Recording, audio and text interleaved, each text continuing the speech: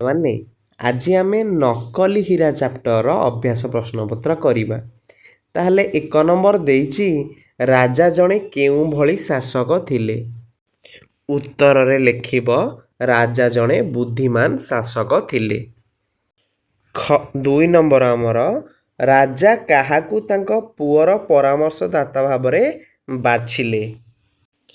ରାଜାଙ୍କ ପ୍ରଶ୍ନର ଉପଯୁକ୍ତ ଉତ୍ତର ଦେଇଥିବା ଯୁବକକୁ ରାଜା ତାଙ୍କ ପୁଅର ପରାମର୍ଶଦାତା ଭାବରେ ବାଛିଲେ। 3 ନମ୍ବର ପ୍ରଶ୍ନ ରାଜା କେଉଁମାନଙ୍କୁ ପ୍ରଶ୍ନ ପଚାରିଲେ? ରାଜା ତାଙ୍କର ରାଜଦରବାରରେ ଉପସ୍ଥିତ ଥିବା ମନ୍ତ୍ରୀ ଓ ପାରିଷଦ ବର୍ଗଙ୍କୁ ପ୍ରଶ୍ନ ପଚାରିଲେ। 4 ନମ୍ବର ପ୍ରଶ୍ନ ଯୁବକ ଜଣକ ନୀରବ ଥିଲେ କାହିଁକି? ଯୁବକ ଜଣକ ନୀରବ ଥିଲେ କାରଣ ସେ ରାଜାଙ୍କୁ ସନ୍ତୁଷ୍ଟ କରିବାକୁ ଭୁଲ ଉତ୍ତର ନ ଦେଇ ଠିକ୍ ଉତ୍ତର ଦେବା ପାଇଁ ଚାହୁଁଥିଲେ। 5 ନମ୍ବର ପ୍ରଶ୍ନ ରାଜା ଯୁବକଙ୍କ ଉପରେ କାହିଁକି ଖୁସି ହେଲେ? କାରଣ ଯୁବକ ଜଣକ ଅନ୍ୟମାନଙ୍କ ପରି ରାଜାଙ୍କୁ ସନ୍ତୁଷ୍ଟ କରିବା ପାଇଁ ଭୁଲ ଉତ୍ତର ନ ଦେଇ ସମସ୍ତଙ୍କ ଠାରୁ ଅଲଗା ଉତ୍ତର ଦେଇଥିବାରୁ ରାଜା ଯୁବକଙ୍କ ଉପରେ ଖୁସି ହେଲେ। 6 ନମ୍ବର ପ୍ରଶ୍ନ ପାରିଷଦମାନଙ୍କୁ ମହାରାଜ ଶେଷରେ କ'ଣ କହିଲେ?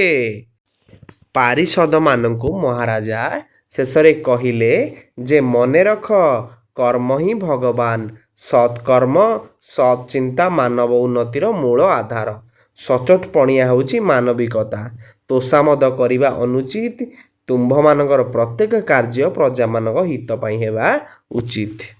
7 ନମ୍ବର ପ୍ରଶ୍ନ ପିଲାମାନେ ଯୁବକ ଜଣକୁ ରାଜା ଅସଲି ହୀରା କାହିଁକି ଦେଲେ? କାରଣ ଯୁବକ ଜଣକ ରାଜାଙ୍କ ପ୍ରଶ୍ନର ସଠିକ୍ ଉତ୍ତର ଦେଇଥିବାରୁ ରାଜା ତାଙ୍କୁ ଅସଲି ହୀରା ଦେଲେ। 8 ନମ୍ବର ପ୍ରଶ୍ନ ପାରିଷଦମାନଙ୍କୁ ରାଜା ନକଲି ହୀରା ଦେବାର କାରଣ କ'ଣ? କାରଣ ମନ୍ତ୍ରୀ ଏବଂ ପାରିଷଦମାନେ ରାଜାଙ୍କୁ ସନ୍ତୁଷ୍ଟ କରିବା ପାଇଁ ଭୁଲ ଉତ୍ତର ଦେଇଥିବାରୁ ରାଜା ସେମାନଙ୍କୁ ନକଲି ହୀରା ଦେଇଥିଲେ। ନେକ୍ସଟ ପିଲାମାନେ ଆମେ ବିପରୀତ ଶବ୍ଦ ଲେଖିବା। ପୁରୁଣାର ବିପରୀତ ଶବ୍ଦ ହେଉଛି ନୂଆ, ବୁଝିହେଲା। ତାପରେ ଦୁଃଖର ବିପରୀତ ଶବ୍ଦ ହେଉଛି ସୁଖ, ଉପସ୍ଥିତିର ଅନୁପସ୍ଥିତ,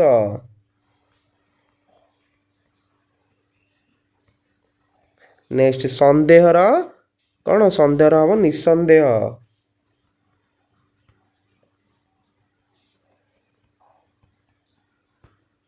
ସେମିତି ସନ୍ତୁଷ୍ଟର ଅସନ୍ତୁଷ୍ଟ,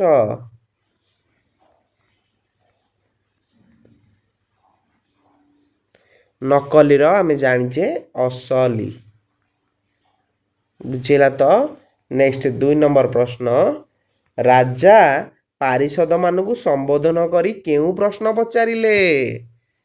ରାଜା ପାରିଷଦମାନଙ୍କୁ ସମ୍ବୋଧନ କରି ପ୍ରଶ୍ନ ପଚାରିଲେ ଆପଣମାନେ କୁହନ୍ତୁ ମୁଁ ଜଣେ ଜ୍ଞାନୀ ଓ ସଚ୍ଚୋଟ ରାଜା କି? ଖରେ ପାରିଷଦମାନେ କ'ଣ ଶିକ୍ଷା ପାଇଲେ?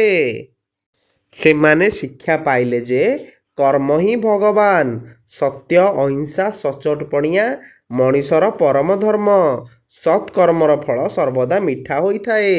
ପାରିଷଦମାନେ ଏହି ଶିକ୍ଷା ପାଇଲେ। ନେକ୍ସଟ ଗରେ ଆମର ଏହି ପାଠରୁ ଆମେ କେଉଁ ଶିକ୍ଷା ପାଇଲୁ?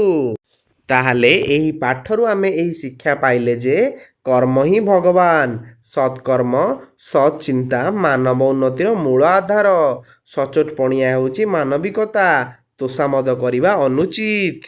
ନେକ୍ସଟ ଆମେ ଦେଖିବା ବୃଦ୍ଧ ରାଜାଙ୍କର କେତେ ଜଣ ପୁଅ ଥିଲେ? ବୃଦ୍ଧ ରାଜାଙ୍କର ଜଣେ ପୁଅ ଥିଲେ। ନେକ୍ସଟ ଆମର ବୁଝିଲେ ତାଙ୍କର ଜଣେ ପୁଅ ଥିଲେ। ରାଜା ତାଙ୍କ ପୁଅ ପାଇଁ କ'ଣ ଖୋଜୁଥିଲେ? ପରାମର୍ଶଦାତା ଖୋଜୁଥିଲେ। ଗରେ ତୁମେ କାହିଁକି ଚୁପଚାପ ଛିଡ଼ା ହୋଇଛ? ଉତ୍ତର ଦିଅ। ଏକଥା କିଏ କହିଥିଲେ? ଏକଥା ରାଜା କହିଥିଲେ।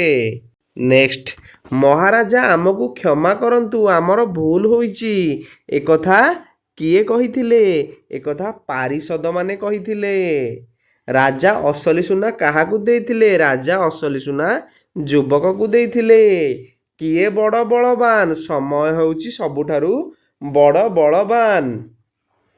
ତାପରେ ଉପଯୁକ୍ତ ଅର୍ଥ ମିଳେଇବା ରାଜାଙ୍କ ଅର୍ଥ ହେଉଛି ନୃପତି, ପୁଅର ହେଉଛି ପୁତ୍ର, ଦିନର ହେଉଛି ଦିବସ, ଆନନ୍ଦର ହେଉଛି ଖୁସି।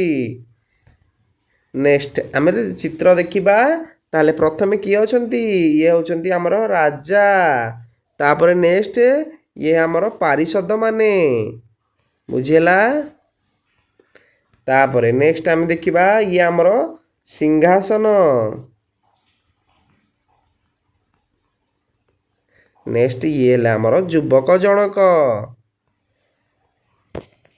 ନେକ୍ସଟ 7 ନମ୍ବର ଦେଇଛି ଆମକୁ ରାଜ ଦରବାରରେ କେଉଁମାନେ ଥାଆନ୍ତି ଲେଖ। ରାଜ ଦରବାରରେ ରାଜା, ମନ୍ତ୍ରୀ ଏବଂ ପାରିଷଦ ମାନେ ଥାଆନ୍ତି, ବୁଝିହେଲା। ବିଷୟଟି ସମ୍ପୂର୍ଣ୍ଣ ହେଲା। ଭିଡ଼ିଓ ଭଲ ଲାଗିଥିଲେ ଲାଇକ୍ କରିଦେବ ଆଉ ଆମ ଚ୍ୟାନେଲକୁ ସବସ୍କ୍ରାଇବ୍ କରିଦେବ। ଧନ୍ୟବାଦ।